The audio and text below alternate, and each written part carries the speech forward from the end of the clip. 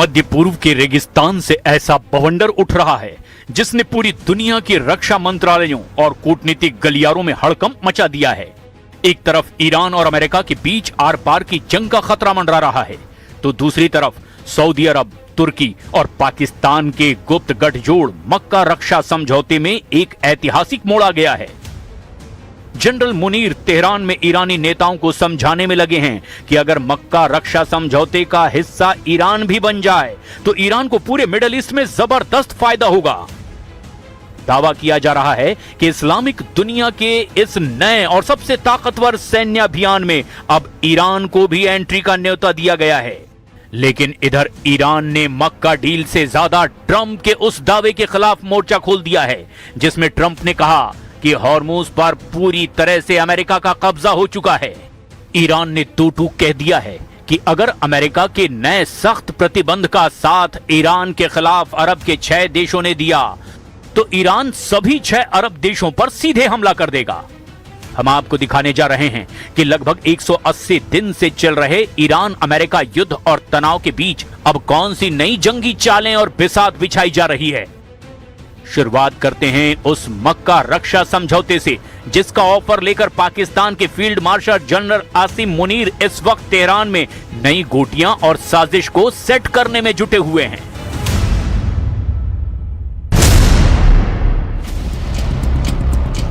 कहानी की शुरुआत होती है मक्का रक्षा समझौते से, जिस पर सऊदी अरब, तुर्की और पाकिस्तान ने दस्तखत किए हैं। यह कोई साधारण कूटनीतिक दस्तावेज नहीं है, बल्कि नेटो की तर्ज पर तैयार किया गया एक कठोर रक्षा समझौता है। इस समझौते की सबसे खतरनाक शर्त है आर्टिकल 5 की तर्ज पर बनाया गया नियम, यानी अगर इन तीनों में से किसी भी एक देश पर बाहरी हमला होता है तो बाकी 2 देश उससे अपने ऊपर हमला मानेंगे और अपनी पूरी सैन्य ताकत के साथ युद्ध के मैदान में उतर जाएंगे। पाकिस्तान की परमाणु ताकत, तुर्की की खतरनाक ड्रोन तकनीक और आधुनिक वायुसेना और सऊदी अरब का असीम पैसा, इन तीनों ने मिलकर एक ऐसा सैन्य त्रिकोण बनाया है जिसने पूरी दुनिया का ध्यान खींच लिया। लेकिन अब इस त्रिकोण को एक चौकोर में बदलने की सबसे बड़ी और चौंकाने वाली चाल चली गई है।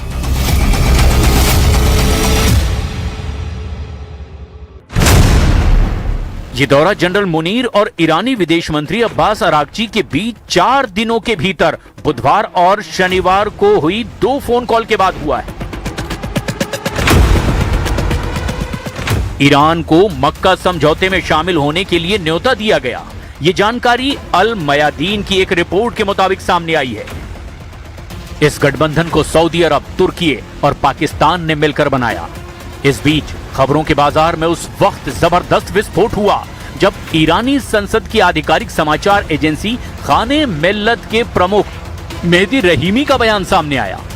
रहीमी के हवाले से दावा किया गया कि ईरान को मक्का रक्षा समझौते में शामिल होने का औपचारिक प्रस्ताव मिला है और तेहरान का शीर्ष नेतृत्व इस पर बहुत ही गंभीरता से विचार भी कर रहा है। हालांकि इस न्योते की अभी तक ना तो ईरान के विदेश मंत्रालय ने आधिकारिक पुष्टि की है और ना ही सऊदी अरब, तुर्की या पाकिस्तान ने सार्वजनिक रूप से कोई मुहर लगाई है।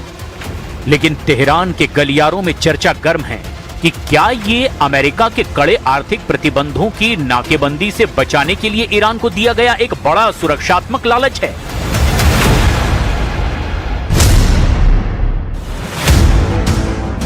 मक्का रक्षा समझौते पर 7 अगस्त 2026 को सऊदी क्राउन प्रिंस मोहम्मद बिन सलमान, तुर्की के राष्ट्रपति रेसेप तैयब एर्दोगन और पाकिस्तान के प्रधानमंत्री शहबाज शरीफ ने हस्ताक्षर किए थे।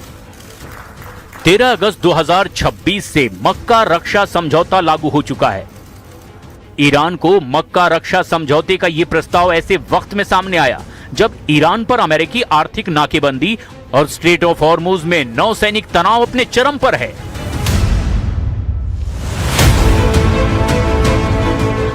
इधर ईरान की राष्ट्रीय सुरक्षा परिषद के शीर्ष अधिकारियों ने सऊदी अरब, यूएई, कतर और कुवैत जैसे सभी खाड़ी देशों को 2 टूक शब्दों में अल्टीमेटम जारी कर दिया है।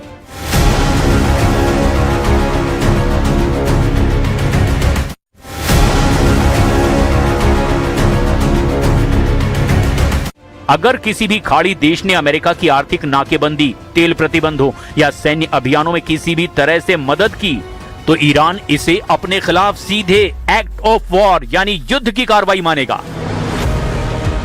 ईरान की इस सीधी धमकी ने खाड़ी देशों की नींद उड़ाकर रख दी है।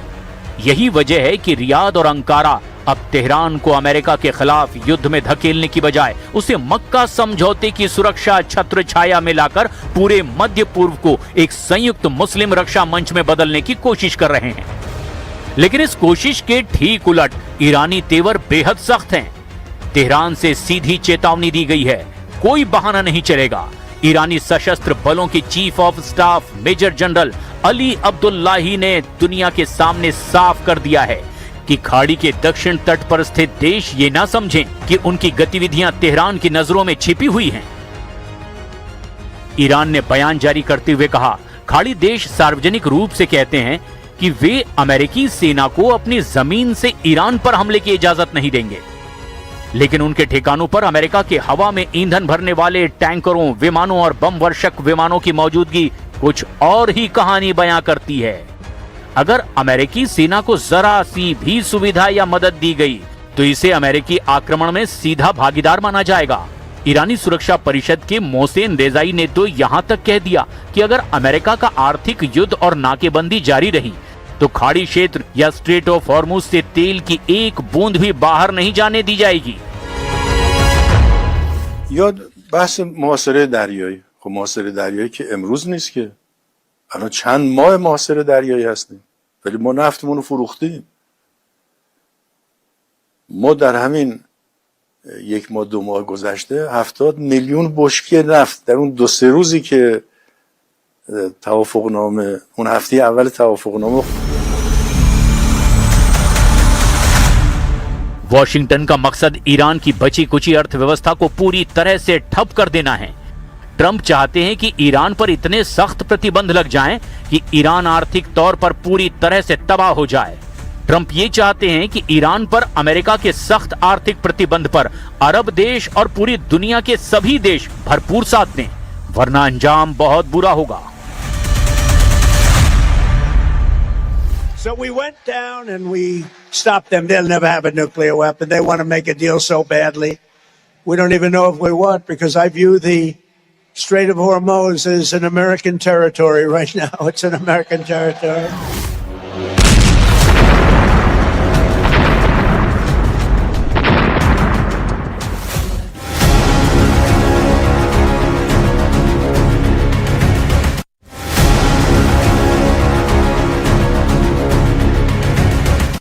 कतर, जहां अल उदैद में अमेरिका का सबसे बड़ा एयरबेस है। बहरीन, जहां अमेरिकी नौसेना का 5वां बेड़ा तैनात है। यूएई और कुवैत, जहां अमेरिकी वायुसेना और थल सेना के बड़े इंफ्रास्ट्रक्चर मौजूद हैं।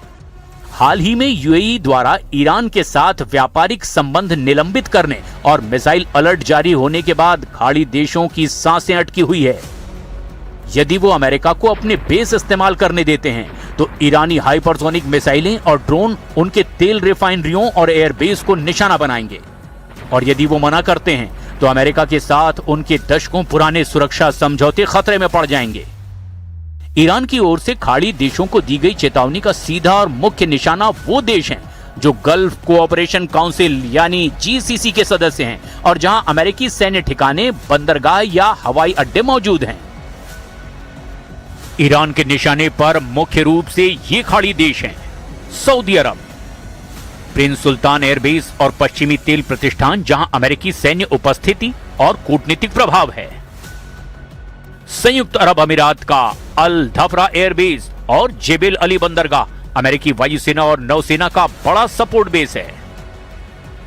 कतर का अल उदैद एयरबेस ये पूरे मध्य पूर्व में अमेरिका का सबसे बड़ा सैन्य और कमान मुख्यालय है। बहरीन के मनामा में मौजूद अमेरिकी नौसेना के 5वें बेड़े का मुख्य कार्यालय है, यहां भी हमला होकर रहेगा। कुवैत के कैंप आरिफ जान और अली अल सालेम एयरबेस यहां अमेरिकी थल सेना और लॉजिस्टिक्स हब है। ओमान, हालांकि ओमान अक्सर तटस्थ रहता है, लेकिन अमेरिकी नौसैनिक जहाजों को दिए जाने वाले ईंधन और लॉजिस्टिक एक्सेस की वजह से उसे भी चेतावनी के दायरे में रखा गया है।